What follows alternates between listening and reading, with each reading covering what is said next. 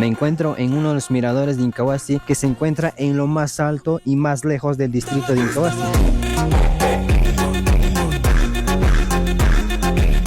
Y por supuesto nos encontramos en esta parte del lugar y pues resulta, quiero mostrarles algo que hemos encontrado en el mirador de Andamarca. Como pueden ver, vamos por acá y logramos apreciar esta vista tan impresionante y podemos ver a lo lejos Penachí, un caserío, y no sé si la cámara logra captar. Y bueno, al frente que tenemos es lo que hemos encontrado en esta parte de acá. Este es el Cruz de Andamarca. Por supuesto que hemos llegado a un lugar muy tuanis que vamos a disfrutar un rato acá. Bueno, si quieren ver este video ya está en mi canal, ya pueden ver y bueno, así que le dejo acá.